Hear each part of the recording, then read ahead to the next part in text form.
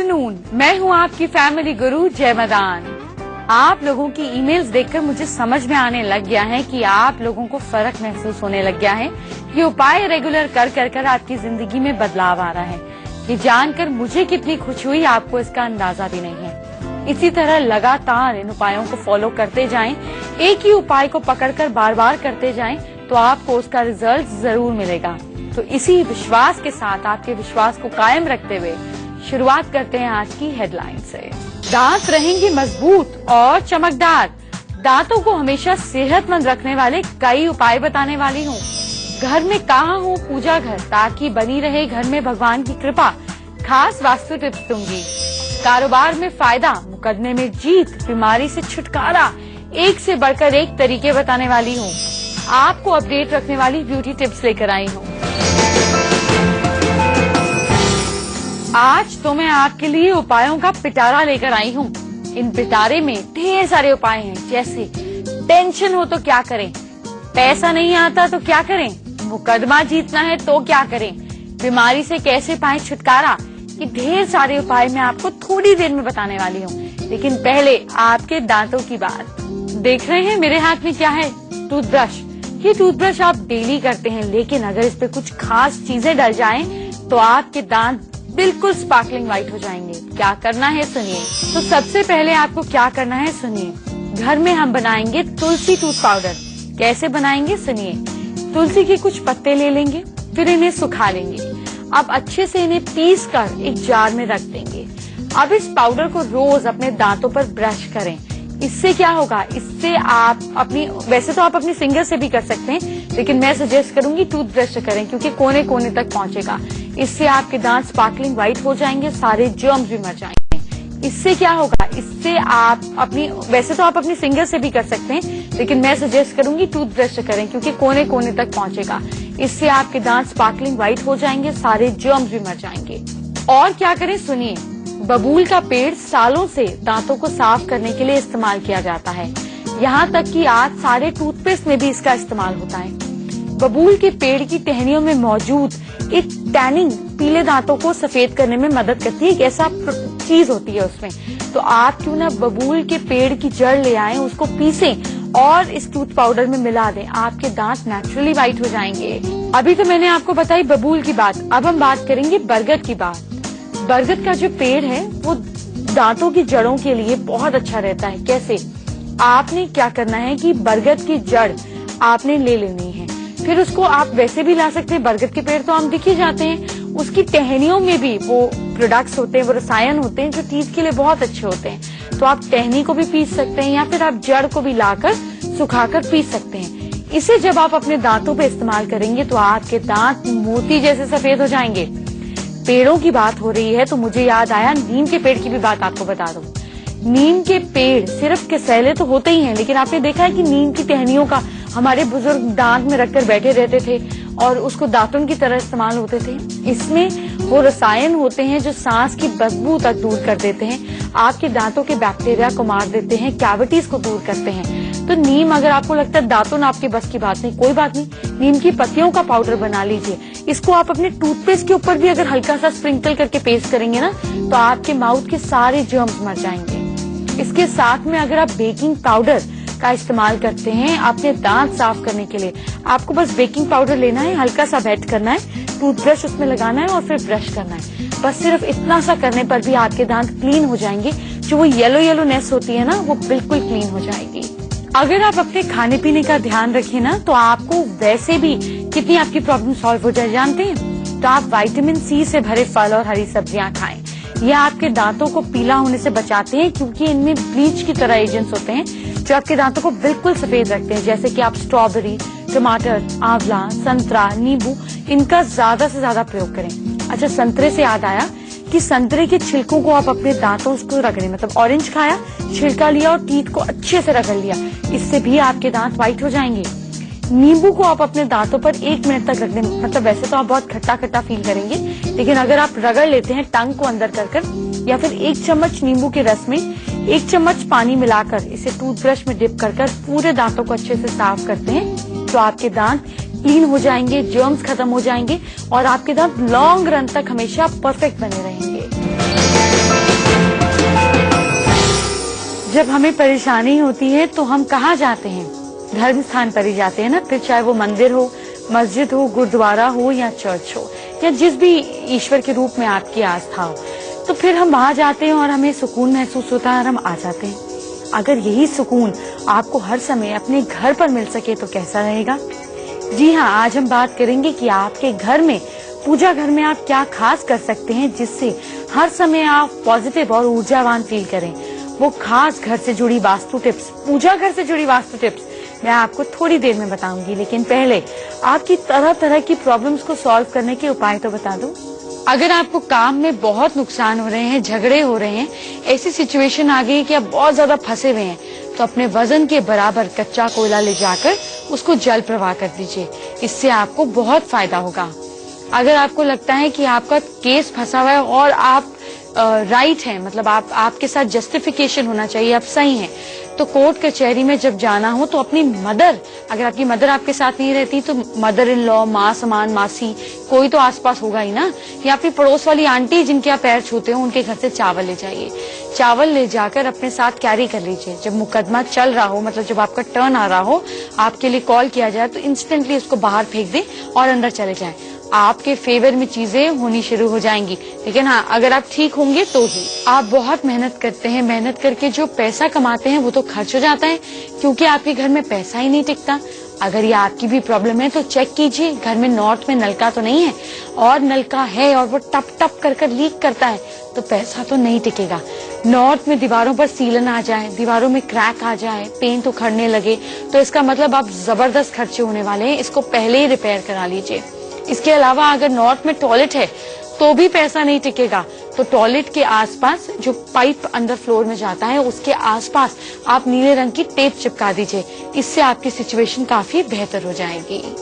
Tension बहुत ज्यादा है तो सिर पे तेल लगाने से काम नहीं होगा। रोज हनुमान चालीसा का पाठ करेंगे तो जरूर आपकी टेंशन हल हो जाएगी। लेकिन हाँ, हनुमान चालीसा का पाठ अगर आप ठीक उस समय करते हैं जब सूरज मध्य पे होता है, यानी कि 12 बजे, तो इसका बेस्ट असर होता है। और इसके साथ में अगर शाम को करते हैं सनसेट के समय, तो इसका परफेक्ट असर होता है। इसके साथ में अगर आप शनिवार को शनि जी को तेल चढ़ाते हैं, 1 चम्मच तेल चढ़ाना है, बाकी तेल किसी जरूरतमंद व्यक्ति को देना है। किसी मजदूर को देते हैं जो कि लोहे का काम करता हो, जैसे कि रिक्शे वाला, कंस्ट्रक्शन लेबर, झल्ली वाला, तो वो बहुत अच्छा रहेगा। और अपनी पहनी हुई चप्पल आप किसी को हफ्ते में एक बार सैटरडे के दिन दान करते हैं तो आपको मेंटल टेंशन से रिलीफ मिलता है। ये काला धागा मैंने आपको कहा था कि इसका इंतजाम करें। ये काला धागा जो है आपकी बच्चे की हेल्थ के लिए, लॉन्ग एज के लिए बहुत अच्छा है। आप एक काला धागा ले लें, उसको आप ओम नमो भगवते वासुदेवाय नमः का जाप करते हुए उस डोरे में दूर दूर पर 7 गांठें लगा दें। उस डोरे को बच्चे के गले में या कमर में बांध दें। आपके बच्चे की प्रोटेक्शन रहेगी। मेरे हाथ में चाय नहीं है, मेरे हाथ में है दूध। तो आपको क्या करना है कि हर मंगलवार बच्चे के सिर से कच्चा दूध लेना है, उसको 11 बार बार कर किसी स्ट्रे डॉग को शाम के समय पिला देना है। इससे आपके बच्चे की लॉन्ग लाइफ रहेगी, सारे कष्ट, दिक्कतें, मुश्किलें बच्चों की खत्म हो जाएगी और किसी स्ट्रे डॉग का भी भला हो जाएगा। अगर घर में कोई बहुत समय से बीमार है तो क्या करें? सोते समय आप उनका सिरहाना जो है वो ईस्ट की तरफ रख दें और सोने वाले कमरे में एक कटोरी में सेंधा नमक, जो व्रत में खाते हैं, सेंधा नमक रख दें। वैसे तो उसके टुकड़े भी मिलते हैं, पाउडर भी मिले कोई बात नहीं, टुकड़े मिले तो ज्यादा अच्छा। इसको रख दिया, उसके बाद उनकी सेहत बेहतर रहेगी। बेहतर तब रहेगी जब आप हफ्ते में एक दिन इस सेंधा नमक को ले जाकर पब्लिक टॉयलेट में फ्लश कर देंगे। पब्लिक टॉयलेट मतलब मॉल, रेस्टोरेंट, स्कूल, कॉलेज, कहीं पे भी, घर के टॉयलेट में नहीं करना है। और फिर वापस उसको रिफिल कर देंगे सेंधा नमक से। उनकी हेल्थ में बहुत बेनिफिट आने लगेगा। बिजनेस नहीं चल रहा है, क्या करेंगे? व्यापार बढ़ाने का तरीका बताती हूँ। शुक्ल पक्ष में आप फ्राइडे या वेडनेसडे के दिन अपनी फैक्ट्री, दुकान, जो भी आपकी वर्किंग एरिया है, उसके दरवाजे के दोनों तरफ मुट्ठी से थोड़ा थोड़ा आटे का ढेरी बना दे, ट्रायंगल बना दे। ध्यान रहे ये करते हुए आपको कोई देखे नहीं, तो थोड़ी चालाकी से आपको करना है। जब ये आटा खत्म हो जाए, उधर से हट उठ जाए, तो वापस ये काम कर ले। लगातार ऐसे करने पर आपका बिजनेस बेटर हो जाएगा। देखा, मैंने आपकी प्रॉब्लम सॉल्व करने के कितने ढेर सारे उपाय बताए। अब आप लोगों की मेल्स आती हैं कि शादी नहीं हो रही है, भाई अगर शादी नहीं हो रही है तो शादी करने के उपाय मैं आपको कल बताऊंगी, तो कल शो मिस मत कीजिएगा, टाइम से पहले आके वेट कीजिएगा। और मुझे बहुत सारी मेल्स आती हैं कि लोगों की नौकरी नहीं लगती। अगर नौकरी नहीं लगती है तो परसों का शो मिस मत कीजिएगा, इससे आपको पता चलेगा कि कैसे आपकी फट शादी और फट नौकरी लग जाएगी। लेकिन ये सारी बातें कल और परसों की। अभी मैं आपके पूजा घर की बात करती हूँ। हर घर में पूजा घर तो होता ही है। पूजा घर बनाते समय या घर बनाते समय हम इन बातों पर ध्यान नहीं देते, लेकिन पूजा घर अगर वास्तु के नियमों से ना बने तो ना तो आपका पूजा में मन लगता है, ना आपको उसका सही रिजल्ट मिल पाता है। तो क्या करें आप अगर आपका पूजा घर सही दिशा में नहीं है? क्या कर सकते हैं उसको ठीक दिशा में करने के लिए? सबसे पहले तो जो आपका पूजा घर है, चाहे वो बड़ा हो या छोटा हो, पूजा घर के ईस्ट में आपको पूजा घर का ईस्ट देखना है। पूजा घर के ईस्ट या वेस्ट में देवताओं की मूर्तियां होनी चाहिए। पूजा घर में रखी मूर्तियों का जो चेहरा है वो नॉर्थ या दक्षिण दिशा में नहीं होना चाहिए, क्योंकि नॉर्थ में तो आपका चेहरा होना चाहिए पूजा करते हुए। अब इसके अलावा एक और चीज का ध्यान दें, देवताओं की दृष्टि एक दूसरे पर नहीं पड़नी चाहिए। मतलब ऐसे ना हो कि देवता एक दूसरे को देख रहे हो, देवता तो आपको देखते हुए होने चाहिए, उनकी दृष्टि तो आप पर पड़नी चाहिए। पूजा घर की खिड़की और दरवाजे पश्चिम दिशा में न होकर उत्तर और पूर्व दिशा में होने चाहिए।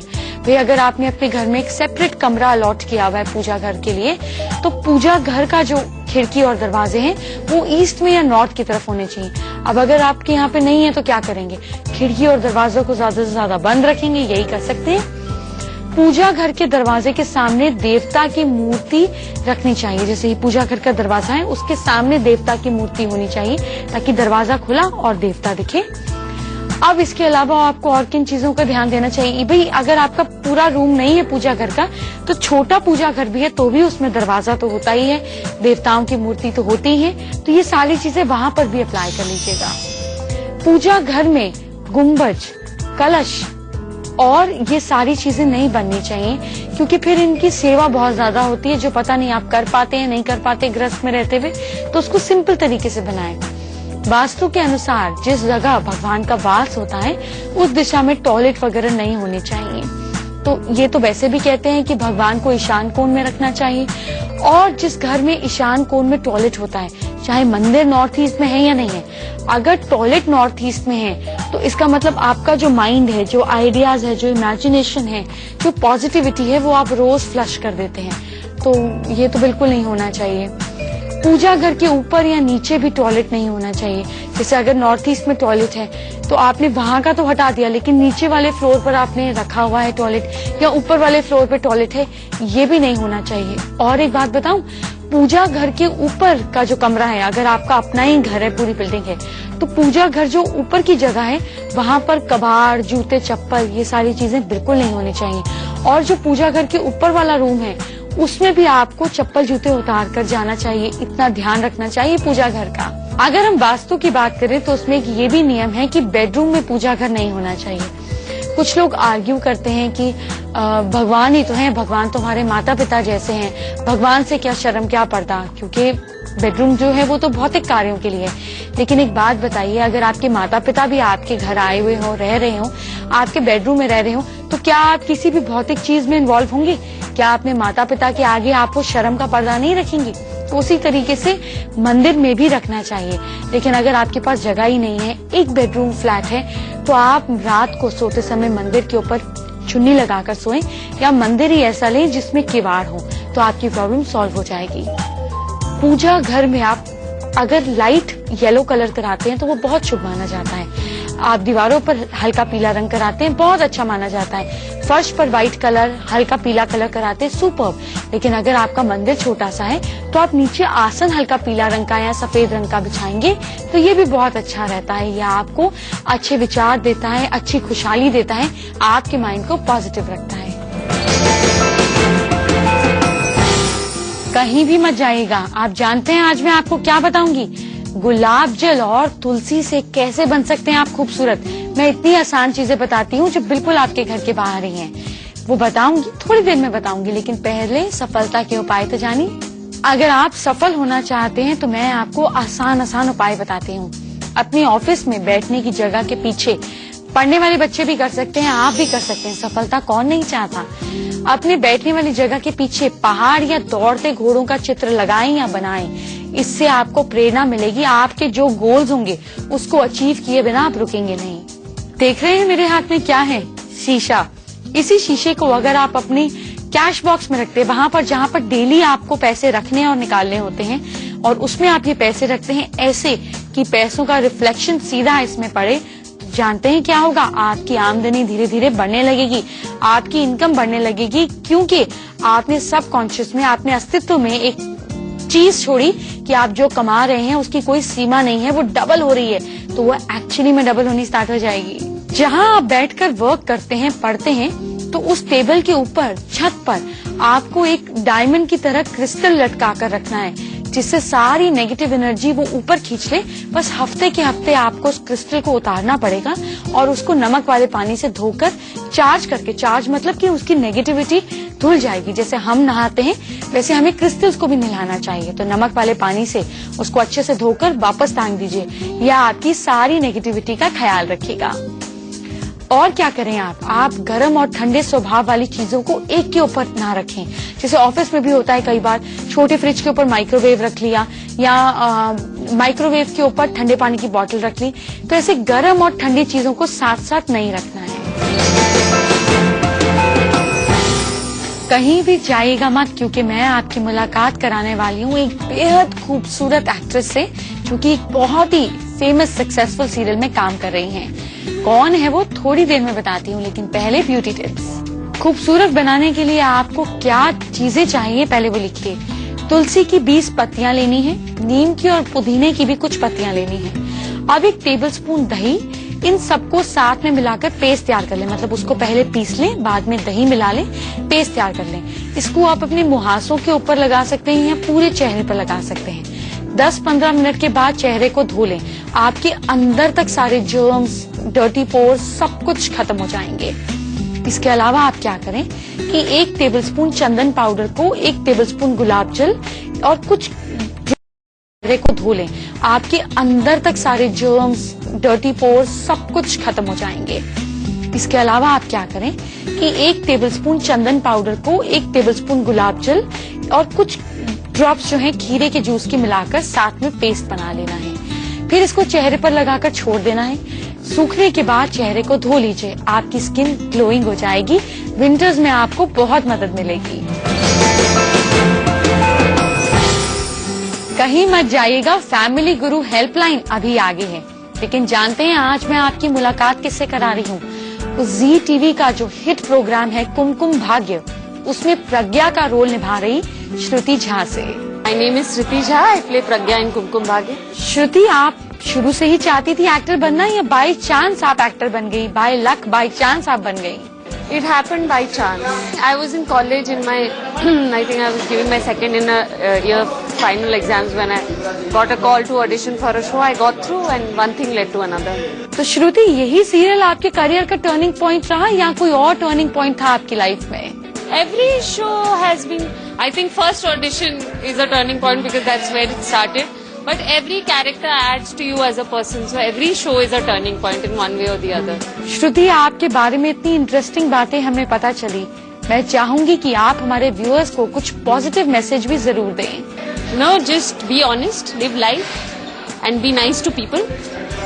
Just that, be happy. श्रुति, आप हमारे साथ जुड़ी इसके लिए बहुत बहुत शुक्रिया। तो सबसे पहले आप वो तरीका जान लीजिए जिससे आप और हम बातचीत कर सकते हैं। जरा फटाफट हमारी ईमेल आईडी नोट कर लीजिए। हमारी ईमेल आईडी है familyguru@itvnews.india.com। अपनी प्रॉब्लम मुझे 150 वर्ड्स में लिखकर भेज दीजिए। साथ में अपनी पूरी birth details, date, time, place. अगर ये नहीं है तो अपनी हैंडराइटिंग की तस्वीर, अपने हाथों की तस्वीर, चेहरे की तस्वीर हमें लिख के भेज सकते हैं। आप कहाँ से हैं ये लिखना नहीं भूलिएगा। आज हम वर्षा का सवाल लेते हैं। वर्षा कहाँ से है और ना उनकी फोटो दिखा रहे हैं क्योंकि उनकी प्रॉब्लम कुछ इस तरह की है। पर वर्षा, आप तो सुन ही सकती हैं कि हम आपकी बात कर रहे हैं। वर्षा की लाइफ में काफी प्रॉब्लम चल रही हैं। शादी को 4 साल हो गए हैं। ससुराल वाले बहुत तंग करते हैं, हस्बैंड भी हाथ उठाते हैं। अब उनकी बच्ची हुई है छोटी सी और वो बिल्कुल भी खुश नहीं है, उनको इल ट्रीट किया जाता है घर में। वर्षा, आप अपने पेशेंस जरूर होने चाहिए, शादी हो गई है, जहां तक कोशिश करें रिश्ता निभाएं, लेकिन अगर आप पे कोई हाथ उठाए तो इस चीज को आप बिल्कुल बर्दाश्त ना करें, इसको लीगली एक्शन लें, क्योंकि इससे आप दूसरे की भी आदत खराब कर रही हैं कि वो आप पर हाथ उठा सके।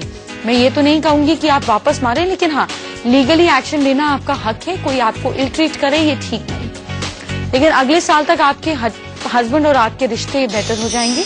वो एक अच्छे फादर के तौर पर आप महसूस करेंगे कि होते चले जाएंगे। अपने हस्बैंड की एक छोटी पासपोर्ट साइज फोटोग्राफ ले लें, उसे सी ग्रीन कलर के पेपर में लपेटें और हमेशा लेफ्ट हैंड साइड पर अपने चेस्ट के पास रखें। अपने परिवार की फोटो, पूरी फैमिली की फोटो, आपकी बेटी, आपके हस्बैंड और आप सिल्वर फ्रेम में फ्रेम कराकर नॉर्थ वेस्ट और नॉर्थ के बीच में रख दीजिए। इसी तरीके से गोल्डन फ्रेम में फ्रेम कराकर साउथ वेस्ट में रख दीजिए। गाय को नहीं, सॉरी, आपको बैल को रोज गुड़ खिलाना है। रोज नहीं खिला सकते तो मंगलवार के दिन जरूर खिलाएं और प्रे कर कर खिलाएं कि आप मेरे हस्बैंड को बिल्कुल ठीक रखें। ईश्वर ने चाहा तो उनकी माइंड जो है वो ठीक हो जाएगा। चलिए अब आज का मैजिक मंत्र जानते हैं। Be careful who you share your weaknesses with. आप ध्यान दें कि आप प्यार में या आप अंधविश्वास कर किसी से अपनी कमजोरियों के बारे में ना डिस्कस करें, क्योंकि अगर सामने वाला व्यक्ति सही नहीं है तो आपकी कमजोरियों का वक्त पड़ने पर फायदा उठाएगा। तो सोच समझकर अपना पेट हल्का किया करें लोगों के आगे। चलिए अब बात करते हैं कल की, यानी कि कल मैं आपको क्या बताऊंगी। कल मैं आपको शादी से जुड़ी एक एक परेशानी का हल बताऊंगी, नहीं हुई है तो उसका भी हल बताऊंगी। और मैं आपको बताऊंगी कि अगर घर में कलह रहती है तो क्या खास उपाय करें ताकि सास बहू, हस्बैंड वाइफ, पेरेंट्स, बच्चे सारी चिक हो जाएं, समाप्त। और मैं कल आपको बताऊंगी कि आपकी इतनी सारी प्रॉब्लम्स जो शुक्र ग्रह के कारण होती है, चाहे वो परिवार का सुख हो, लग्जरीज हो, ऐशो आराम हो, ये परेशानियां कैसे होंगी दूर। ये सारी जानकारी आपको कल दूंगी। अब आप अपना ख्याल रखिए, टाइम पे खाना खाइए, टाइम पे सोइए, उठिए और फिर शो पर समय पर आ जाइए। कल इसी समय फिर मुलाकात होगी। अपना ध्यान रखिए। Bye bye, take care.